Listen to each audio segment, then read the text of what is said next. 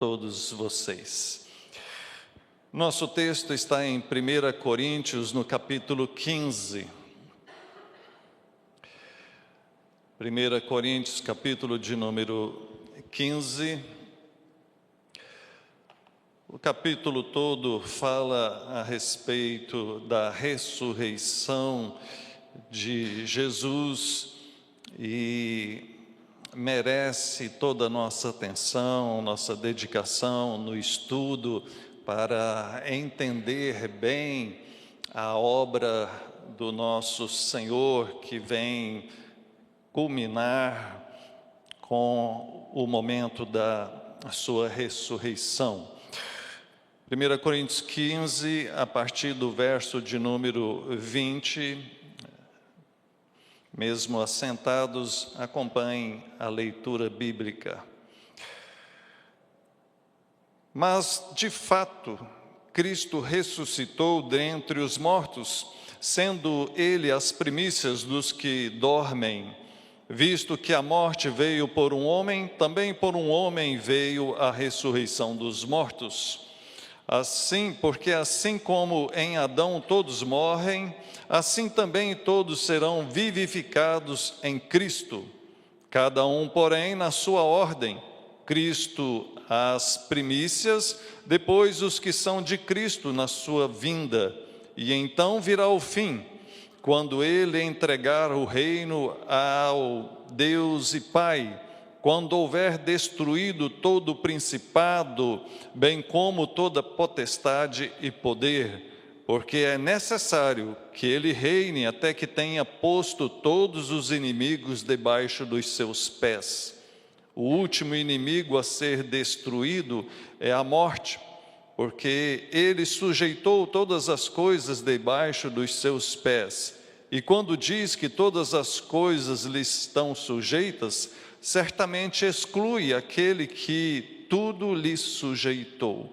Quando, porém, todas as coisas lhe estiverem sujeitas, então o próprio Filho também se sujeitará àquele que todas as coisas lhe sujeitou, para que Deus seja tudo em todos. Amém. Que o Senhor nos abençoe. Queridos, quando nós mencionamos a respeito da Páscoa, isso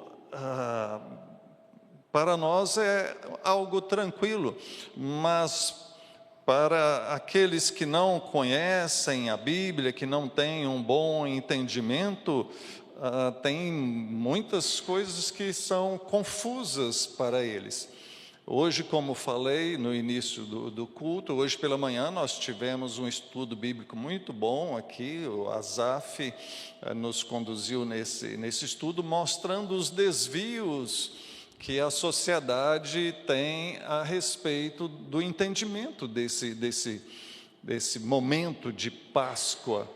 E às vezes nós encontramos algumas confusões até mesmo no meio cristão, no meio evangélico.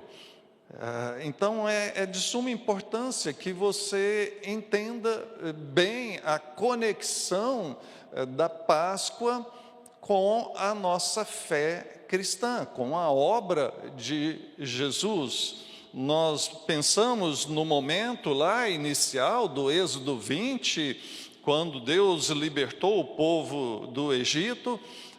Pensamos na obra de Cristo ali naquela cruz, se entregando como Cordeiro de Deus que tira o pecado do mundo, e pensamos na ressurreição como esse ápice, como esse momento da comprovação de que Ele é vitorioso e de que a morte não pôde detê-lo, nem a morte, nem o diabo, nem as obras do mundo ou qualquer outra força, nada pôde detê-lo. E pensando a respeito da Páscoa, como era celebrada, quando nós olhamos para o êxodo na história ali das 10 pragas que foram enviadas ao povo do Egito, e naquela última que foi a morte dos primogênitos, Então, para que o povo de Deus ali representado fosse protegido, deveria pegar um cordeiro, sacrificar, pegar o sangue, passar ali nos umbrais, nos portais, né, nas colunas da entrada da porta, e aquilo seria o símbolo de que aquela casa estaria protegida. Um animal foi morto e aquela casa tinha a marca ali daquele sangue. O sacrifício daquele animal era feito pelo chefe da família, aquele patriarca ali colocava para dentro a sua família. Se a família era pequena, ele poderia juntar a outra, porque aquele animal que era morto deveria ser comido todo até a manhã, então não poderia deixar sobrar nada. E assim era feito em cada lar, em cada casa do povo de Deus naquela época. Nós conhecemos a história, o povo saiu do Egito e depois a Páscoa continuou sendo relembrada e feita desta forma por um bom tempo, até que eles construíram o templo, estabeleceu-se a ordem levítica ali, tinham os sacerdotes e os levitas. Então, quando chegava o momento da Páscoa, o patriarca, o líder de uma família, pegava o cordeiro e agora ele levava até lá no templo, e ali o sacerdote matava aquele cordeiro, degolava, aspergia o sangue, jogava o sangue no altar, e aquela pessoa pegava a carne do animal, levava para casa, e ali da mesma maneira eles comiam aquela carne daquele cordeiro junto com as ervas amargas e o pão sem fermento. É dessa maneira que eles celebravam. Quando chegamos na época de Jesus, era dessa maneira, porque tinha o templo, mas me impressiona a logística toda que envolve aquilo. Os historiadores dizem que Jerusalém, naquela época, tinha em torno de 25 mil a 80 mil habitantes, mas que na época da Páscoa, aquilo multiplicava por 10, porque todas as pessoas iam para lá, para Jerusalém, porque ali estava o templo, e eles tinham que fazer o sacrifício daquele cordeiro pascal. Então, a quantidade de pessoas ali em Jerusalém, na época da Páscoa, é em torno de 500 mil pessoas. Alguns já chegam a dizer, igual Flávio José, um historiador judeu, que era 1 milhão, 2 milhões de pessoas, mas os estudos mais recentes dizem que é em torno de 500 mil pessoas, 300 a 500 mil pessoas. O fato é que se de cada família ali, em torno de umas 10 pessoas, só para tirar por média, nós teríamos em torno de 50 mil cordeiros sendo sacrificados naquela Páscoa. E, se você não sabe, esses cordeiros deveriam ser sacrificados no dia 14 de Nisan, à tarde, entre as 15 horas, que é a hora nona, até o pôr do sol. Ou seja, eles tinham um intervalo entre 3 a 4 horas para sacrificar em torno de 50 mil cordeiros. Era uma logística, deve ser espetacular realmente. Os historiadores dizem que eram centenas, milhares de sacerdotes e levitas. Eles organizavam as filas e era tudo muito rápido. Levava-se o animal, chegava ali o sacerdote aqui fazer o sacrifício, cortava, pegava o sangue nas bacias, e os levitas já levavam aquilo, aspergia, limpava aquele sangue, e a pessoa já levava a carne e ia passando, tudo nessa velocidade. Isso é fato, isso é assim que acontecia, isso está registrado nos livros seculares. Nós não encontramos esses pormenores nas Escrituras, mas aí, quando olhamos para o sacrifício de Jesus, ele foi sacrificado, pregado naquela cruz, no período da manhã, mas a Bíblia vai nos registrar que foi justamente na hora nona, por volta das 15 horas, que ele entregou a sua vida. Marcos capítulo 15, versos 34, 37, diz que às 3 horas da tarde Jesus clamou em alta voz: Eloi, Eloi, lama sabactame, Senhor, por que me abandonaste? E dando um forte grito, expirou. Enquanto eles estavam ali no templo, sacrificando todos aqueles cordeiros, o Cordeiro de Deus estava sendo sacrificado, estava sendo morto naquela cruz, por mim e por você. E eu me lembro, na época da minha conversão, pensando a respeito de tudo isso, eu que, confesso, naquela época eu não conhecia a Deus e era meio cético, alguém me emprestou um livro que falava a respeito das probabilidades estatísticas de ser Jesus, o Messias, e eu, como gostava muito de matemática, falei, opa, legal isso. E só para você ter ideia, listei nessa tabela aqui seis profecias do Antigo Testamento que se cumpriram em Jesus. O nascimento em Belém, ele como sendo descendente de Davi, ele tendo um nascimento virginal, traído por 30 moedas, sendo crucificado e não tendo nenhum dos seus ossos quebrados. 6 profecias do Antigo Testamento que se cumpriram na pessoa de Jesus, e os cálculos estatísticos mostram que para que essas 6 profecias se cumprissem em uma pessoa, é uma chance de 1 em 400 trilhões. Agora, nós citamos 6 profecias, mas são mais de 300 profecias que se cumpriram na pessoa de Jesus.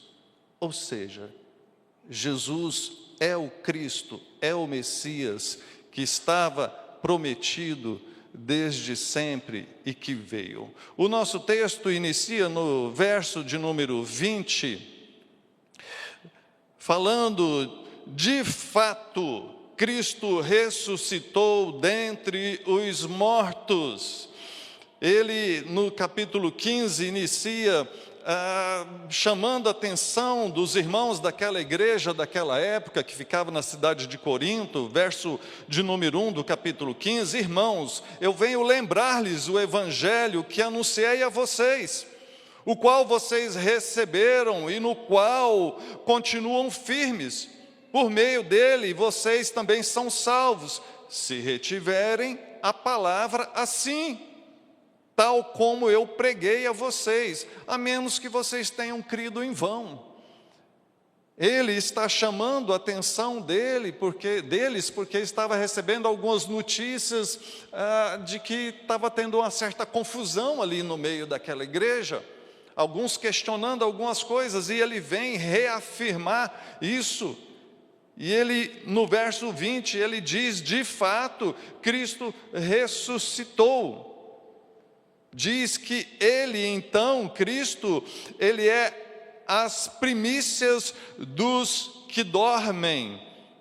O primeiro, quando fala das primícias, fala daquilo que tem primazia, daquilo que vem primeiro. Ou seja, Cristo ressuscitou, foi o primeiro a ressuscitar e abriu, então, a oportunidade, deu início, então, a nós que também somos ou seremos plenamente ressuscitados. Quando falamos de morte espiritual, falamos de morte física e falamos de morte eterna. Então, já fomos ressuscitados no sentido de que já fomos salvos, somos uma nova criatura em Cristo, mas ainda experimentaremos a ressurreição eterna, a vida eterna. Nessa meditação de hoje, nesse texto, queridos, eu queria olhar ele numa visão escatológica. A escatologia é o estudo dos últimos tempos, daquilo que ainda aguardamos. E quando olhamos para a Bíblia, nós pensamos na escatologia realizada e na escatologia futura, naquilo que estava prometido e já aconteceu, e naquilo que nós ainda aguardamos. O Senhor já nos salvou, mas nós ainda vivemos nesse mundo caído, aguardando a segunda vinda, aguardando que Ele venha nos buscar e que nossos corpos serão glorificados e viveremos eternamente com o Senhor. Os teólogos chamam dessa tensão entre o já e ainda não. Então perceba, como eu coloquei o subtítulo aqui, a vitória já começou. Cristo ressuscitou dentre os mortos. Verso de número 21. Visto que a morte veio por um homem, também por um homem veio a ressurreição dos mortos. Porque assim como em Adão todos morrem, assim também todos serão vivificados em Cristo. Romanos no capítulo 5 vai explicar com mais detalhes isto. Quando mostra Adão ali no Gênesis, ali no Jardim do Éden, como sendo o representante de toda a humanidade, e ele falhou, ele pecou, ele desobedeceu, e trouxe sobre ele e sobre todos nós, porque ele era o nosso representante legal, ele trouxe sobre todos nós a consequência da desobediência do pecado, a morte.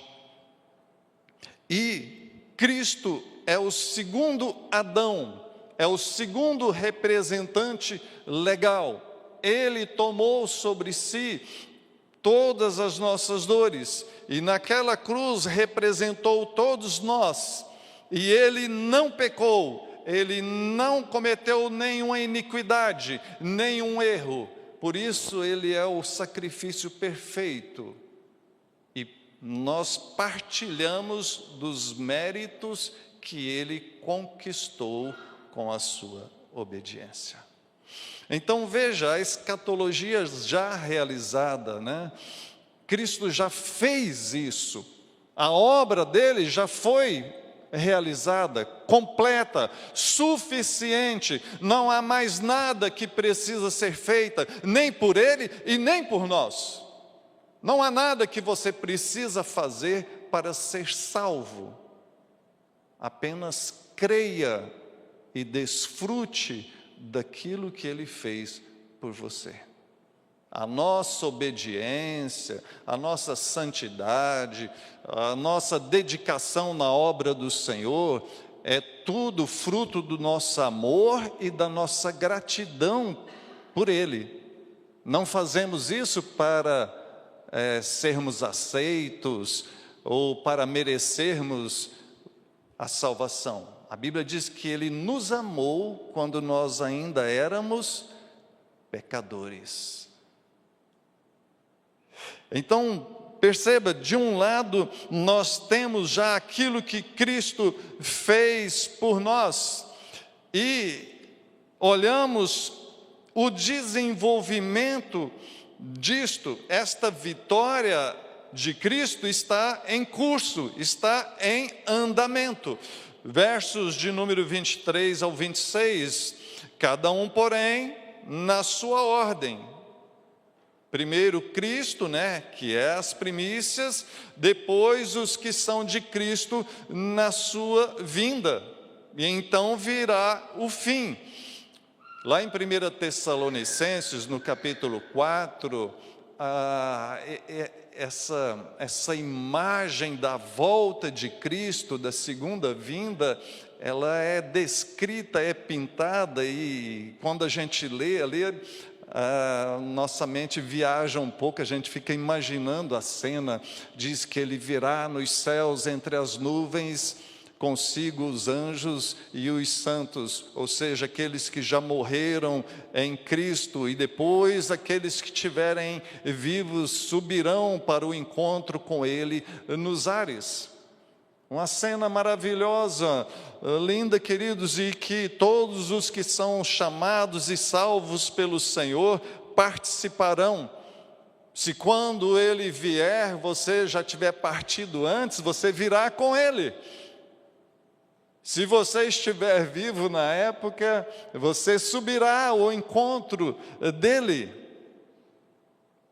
Verso de número 24, virá o fim, quando ele entregar o reino a Deus e Pai, quando houver destruído todo o principado, bem como toda potestade e poder. No verso de número 28, ele vai falar sobre isso novamente, e eu vou voltar a esse ponto lá no verso 28, mas o fato é que a obra redentora do Senhor está em curso, porque ele venceu na cruz, ele cumpriu a sua missão, mas a obra só estará terminada quando ele voltar. Ele lançou uma palavra: ide, fazei discípulos de todas as nações, eu estarei com vocês. Ele disse: eu voltarei novamente. E então nós estamos aqui anunciando e fazendo a missão, aquilo que ele nos comissionou a fazer, aguardando a sua volta, quando teremos a consumação de todas as coisas. Então, sim, a obra está em andamento. Nós ainda não chegamos na Canaã celestial, né? Eu gosto dessa ilustração do povo saindo do Egito, passando pelo deserto para chegar na terra prometida. Nós saindo da escravidão do pecado, passando por essa vida complicada, até chegarmos no paraíso, no céu, junto ao Senhor. A vitória está em curso. Ele fala aqui tanto dessa escatologia já realizada, quanto dessa escatologia futura. A promessa da vitória do Senhor, que será completada, como diz aqui no verso 24, quando houver destruído todo o principado, bem como toda potestade e poder. Verso 25, porque é necessário que ele reine até que tenha posto todos os inimigos debaixo dos seus pés. Ele faz aqui uma citação do texto de Salmos, no capítulo 110, o verso de número 1, mostrando que ele continua nesse reinado. Quando ele fala ele reina, quem é ele aqui? É Jesus. A identificação, o sujeito imediato aqui do contexto é Jesus. Alguns erroneamente interpretaram como sendo o diabo então reina aqui até que Cristo volte. Não. Aqui ele, o sujeito, é Jesus, é ele quem reina. Aqui faz uma referência à soberania de Cristo, ele que derrotou as obras das trevas, Ele que derrotou os poderes deste mundo, e Ele que ressuscitou, subiu aos céus, está lá e voltará para destruir completamente todos os inimigos, aqui descrito como principados, potestades e poderes, incluindo, verso 26, o último inimigo a ser destruído, que é a morte. Perceba, de um lado, Cristo já venceu a morte, porque a morte não o conseguiu deter, ele ressuscitou, ele garante para nós a vida eterna, mas nós ainda experimentamos, ainda continuamos a experimentar os efeitos da morte. Morremos, observamos, acompanhamos a morte dos nossos queridos, algo que causa profunda dor e tristeza a todos nós, mas nós, como conhecedores da verdade bíblica, nós, como conhecedores da palavra do Senhor, devemos, como diz lá em 1 Tessalonicenses capítulo 4, nos animar uns aos outros, em saber que Jesus já garantiu a vitória sobre a morte para nós também. A morte não é o fim da existência para nós. Ao morrermos, nós estaremos no céu com o Senhor, já desfrutando da alegria de estar junto ao Senhor. Mas ainda não é uma alegria completa, porque ainda não temos os nossos corpos glorificados e ainda não estamos no lugar definitivo, que é o novo céu, a nova terra que foi prometida. Ainda não fomos saciados, quando ele diz ali nas bem-aventuranças, aquele que tem sede de justiça será saciado. Ao observarmos tanta maldade neste mundo, tanta violência, tantas coisas erradas, tanta maldade, tanto roubo, tanta injustiça, tanto desprezo pelas coisas de Deus, é bom lembrarmos que essa sede de justiça será saciada, porque Ele, o reto juiz, virá e manifestará juízo.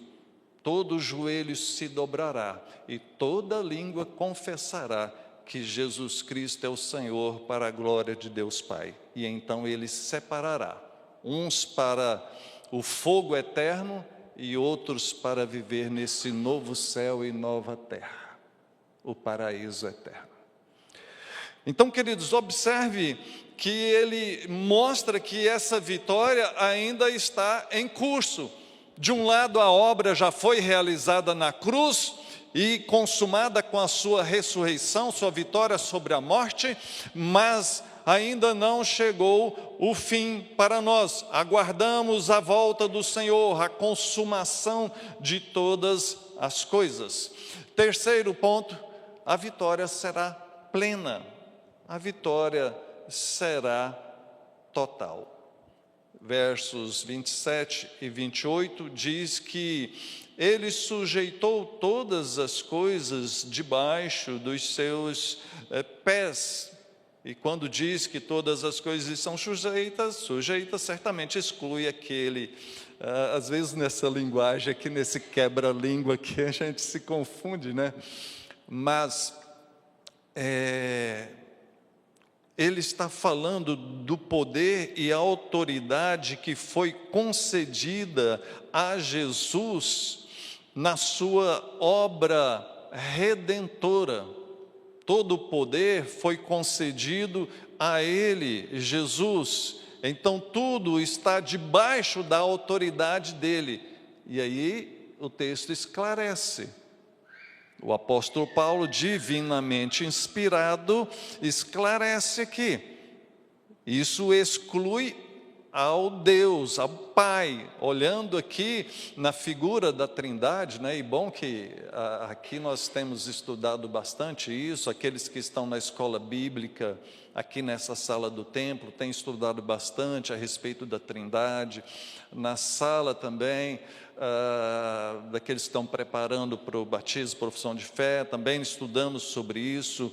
Nós falamos de um Deus único, Pai, Filho e Espírito Santo, mas que nós olhamos como sendo o Criador, como sendo o Redentor e como sendo o Consolador, nessas atribuições, e olhando para Cristo aqui como esse Redentor, como aquele que tem essa obra que já foi cumprida, mas ainda aguarda a conclusão final da sua volta. Diz o verso 28, porém, quando porém, veja, ele está falando de algo futuro, essa escatologia futuro, aquilo que ainda está por acontecer. Então, quando todas as coisas lhe estiverem sujeitas, que coisas? Aquilo que ele mencionou anteriormente, esses poderes, essas autoridades, a própria morte, o poder do inferno, a vaidade desse mundo, quando tudo isso então estiver sujeito, o próprio Filho entregará, se sujeitará e entregará todas essas coisas ao Pai. Quando o Senhor voltar, o juízo final, e toda a sua obra for concluída ali, então nós teremos o encerramento da obra redentora do Senhor. E aí o texto diz, para que Deus seja tudo em todos. Ele fala nessa visão gloriosa aqui de um momento futuro, aonde não vai haver mais dor, nem rebelião, nem separação, nem tentação, nem qualquer outro tipo de situação ruim. É a perfeita harmonia da presença de Deus, ou seja, é o paraíso, é a vida eterna com o Senhor, totalmente restaurada, glorificada. Então, a vitória será plena quando o Senhor Jesus voltar. E então lançar o diabo com os demônios e todos aqueles que não são salvos, lançar no lago de fogo e chamar o seu povo para junto de si. Vinde, benditos de meu Pai. É aí que a morte também será totalmente destruída. Por quê? Porque nós seremos ressuscitados, no sentido de vencer a morte eterna, de ter a vida eterna. É a consumação da obra do Senhor. Então, queridos, pensando, já partindo para a nossa conclusão aqui, quando nós pensamos em Páscoa, nós pensamos na obra do Senhor. E a obra do Senhor, ela é muito maior do que nós pensamos, do que nós comumente falamos. Eu não gosto muito de simplificar isso. Às vezes nós fazemos de uma maneira muito simples para aqueles que são novos na fé, possam entender: olha, Jesus Cristo morreu por você, creia nele e você será salvo. Mas é bom que nós cresçamos no conhecimento, no entendimento dessa obra redentora do Senhor. Pensar na Páscoa para nós hoje, para a igreja de hoje, para nós que somos cristãos, é pensar em tudo aquilo que Ele realizou. Ele se fez homem, veio a este mundo como Senhor, viveu entre nós, foi para aquela cruz como um cordeiro, se humilhando e tomando sobre si as nossas dores. Morreu ali para nos representar e garantir o perdão para nós. A história não poderia parar ali, porque senão não teríamos no que nos agarrar. Ele morreu por nós, mas morreu e aí? Não, ele ressuscitou, venceu a morte não pôde detê-lo, voltou para o Pai, e agora está aguardando o tempo certo de voltar para juntar as suas ovelhas, para juntar o seu povo. A grande obra do Senhor por nós. Então, veja, de um lado eu queria incentivar você a estudar um pouco mais a obra de Jesus. Isso porque nós precisamos ajudar as pessoas que não conhecem muito bem. É trabalho nosso. Quando nós pensamos na nossa missão de evangelizar, às vezes a gente pensa só no sentido de entregar um folheto evangelístico ou pregar para alguém para que ela se converta ou venha a ser convertida, mas a missão é também de ensinar. Jesus falou: fazei discípulos, batizando e ensinando. Então, quando você ensina alguém, você está fazendo missão. Se tem alguém que não entende bem esse negócio de Páscoa, e o que tem ela a ver com Jesus, e você vai e explica, você está cumprindo a missão. Então, é muito importante que você entenda bem e que você passe esse conhecimento, esse entendimento adiante. No decorrer dessa semana, você pode, por exemplo, conversar com alguém, um amigo, um colega de trabalho, um vizinho, um parente. Você pode perguntar: olha, passou a Páscoa, o que você fez na Páscoa, no feriadão? Entra no assunto, a conversa vai andando, e aí você pergunta: olha, mas para você, o que significa Páscoa? Aí ela vai: a Páscoa, se ela tiver um pouco de conhecimento, né? Se ela tiver um pouco de conhecimento, a Páscoa tem a ver com Jesus, né? Com a morte de Jesus. Aí você vai aprofundando um pouco mais, né? O bisturi ali na ferida. Mas como assim, né? Por que Jesus teve que morrer? E aí você vai esclarecendo essa pessoa. Então eu quero incentivá-los a estudar isso, entender bem e ensinar outras pessoas. Não fique guardando isso só para você.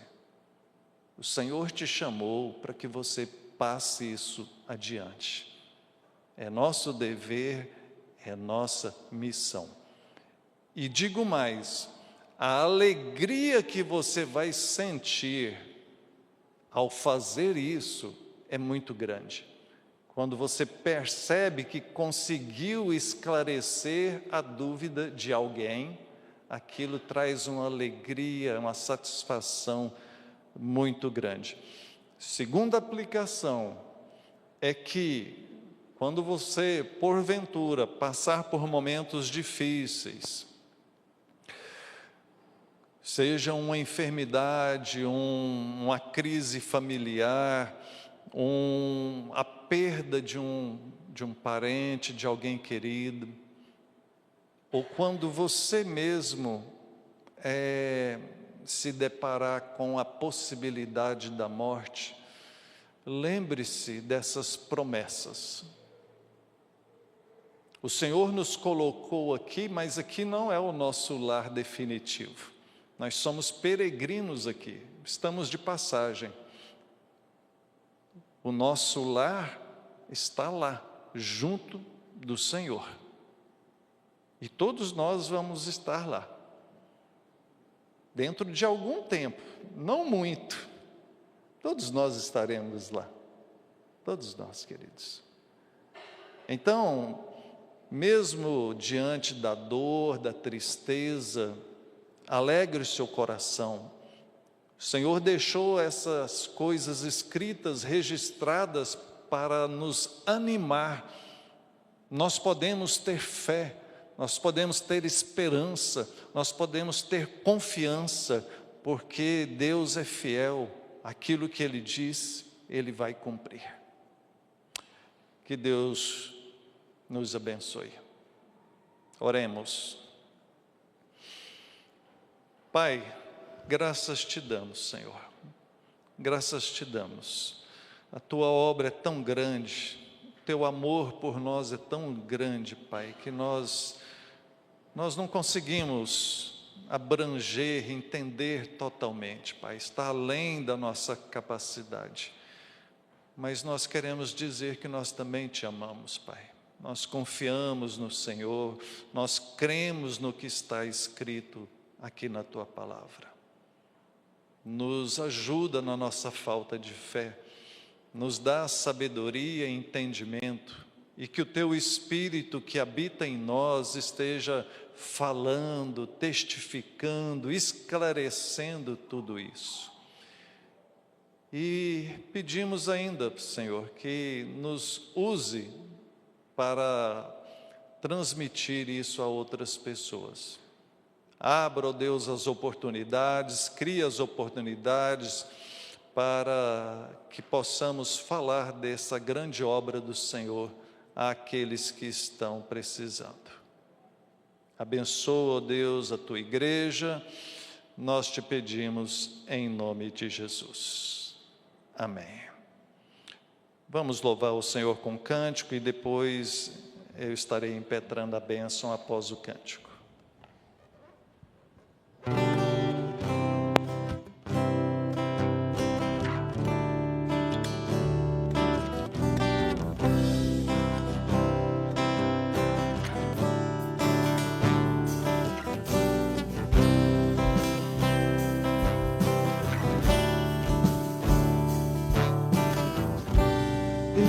Enquanto eu calei